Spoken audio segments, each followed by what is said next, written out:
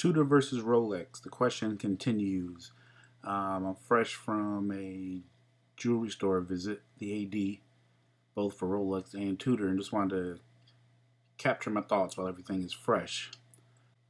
So I went to the AD. I was particularly focused on seeing the Explorer 2, new one, 42 millimeter, the Datejust 2, and the Oyster Perpetual 39 gray dial. Those are the three that I had settled on that I wanted to see in person. I mean, I've seen, like I'm sure you have, a lot of these on the internet and videos, but you really got to see these in person to really get the feel. Pictures are good, but they just don't capture everything all the time. So that's what I wanted to do. So I go into the first AD. This was for Rolex. And I started talking to the salesperson, really nice guy. His name was Benjamin.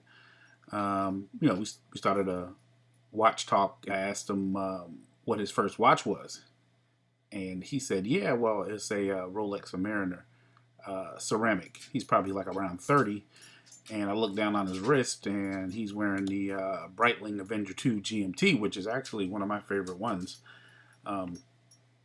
He had it on a rubber band, just like on this picture, which I like a lot better because the polished bracelet is kind of too much for me, in my opinion.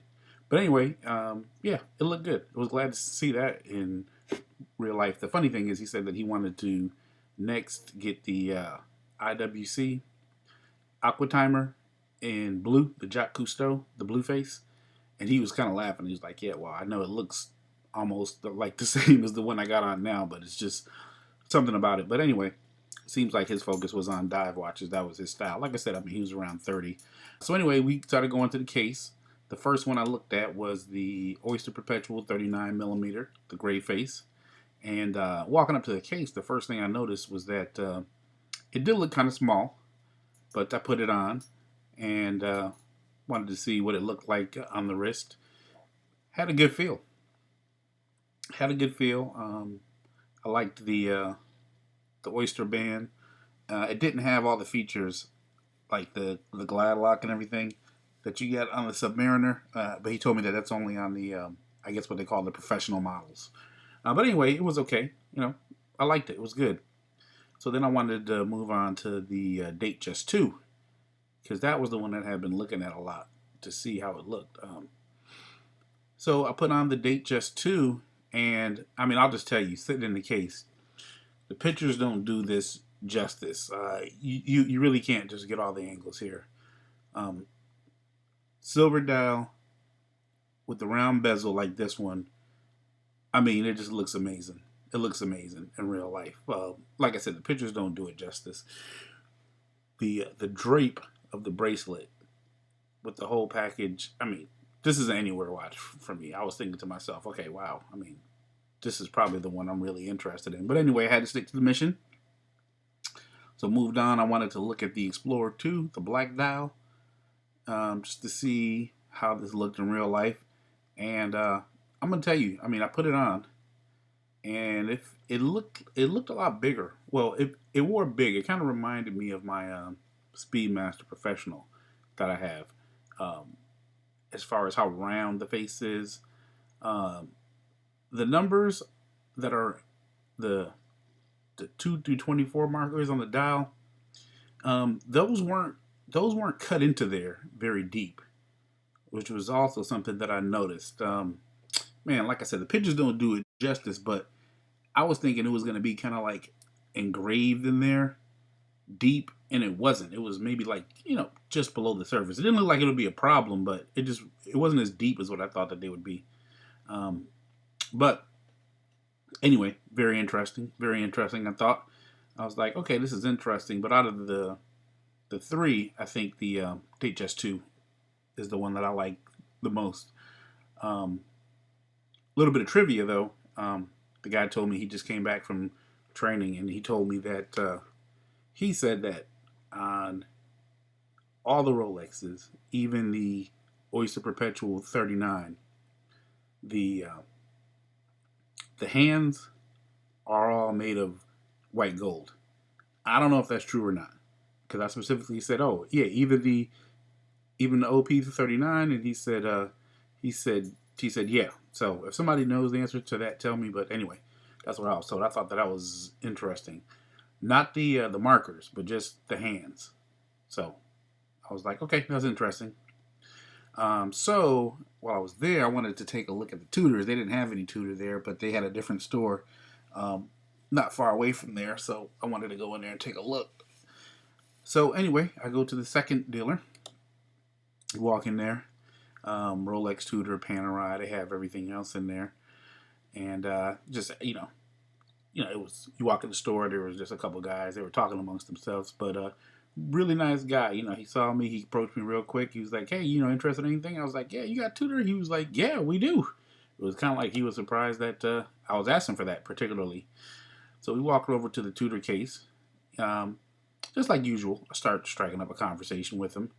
And I look down on his wrist, and he's got on the GMT Master 2, solid gold one, which I was like, wow. I mean, first time I'd ever saw that in real life before. It looks good. I mean, just really, really nice guy. I think he was probably, we started talking about it, and the story behind this watch, he said, is that he got it for his 40th birthday. So I guess he was probably around 50 now. But anyway, he said he got it for his 40th birthday, and he was like, yeah, he was like, it was pretty extravagant. He's like, I don't think I'd ever do anything like that again, but it looked good on him. He said that he was into like sports watches in general, so but he said this was probably his favorite one. But he was just like, yeah, he was like, I would never do that again. Just the price you pay for the gold is just so not worth it. But anyway, really nice guy. We actually talked a lot. Turned out that man, it really is a small world in the AD. Turns out that he actually knows the guy that I bought my first watch from 8 or 9 years ago. So getting back to the main story, we're standing in front of the case, and I was like, yeah, I want to check out the Heritage Black Bay, the 36 one. And if you guys haven't seen my other video, I made a quick video about how this looks almost just like the No Date Sub, the 14060. And yeah, sitting there in person, picking it up. It looks really impressive. I mean, these pictures and video do a good job, but they don't really convey everything, the feel, just the way that the light hits it and everything else. So yeah, I tried it on. Looks good.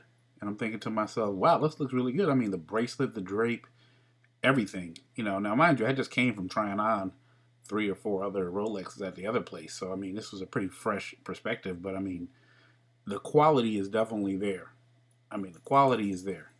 And I just wish there was a better way to convey it, but there really just isn't. Anyway, the quality was there, so I was like, wow, this looks really good. I also looked at the Ranger, and one thing that was interesting is we were talking, and I saw the Pelagos there, and I was like, oh, okay, let me go and check that out. Man, the Pelagos. As soon as I picked it up, I was just really amazed by how light it was. I mean, it was probably, I'd probably say, and of course, I mean, somebody's going to have the exact measurements and they're going to tell me.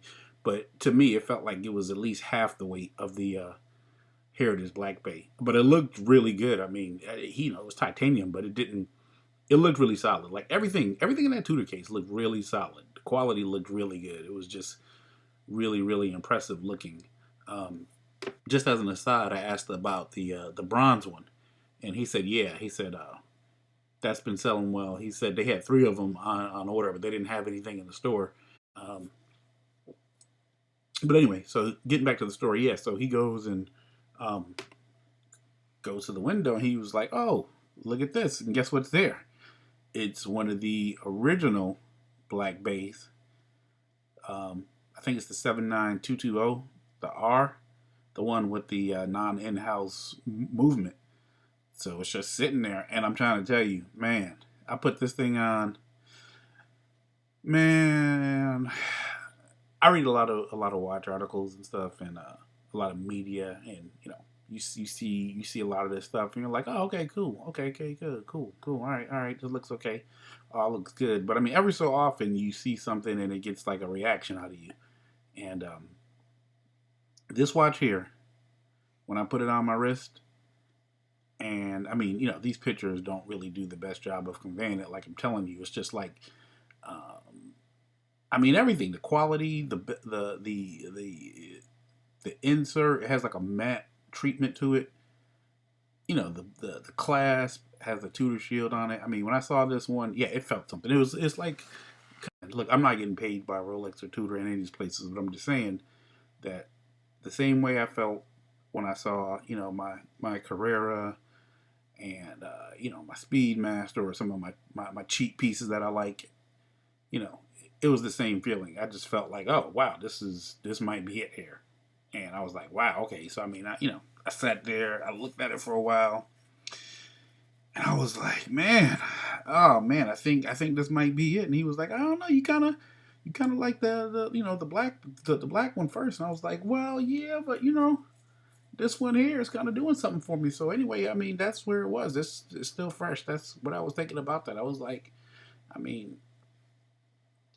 I might even have to go back in there and just make him an offer on it. He only had one. I got to look around and see what the deal is. But man, this one here was just really good. I really got to find some way of getting this. And price. I mean, I think this thing was priced at, I think it was like 3,100.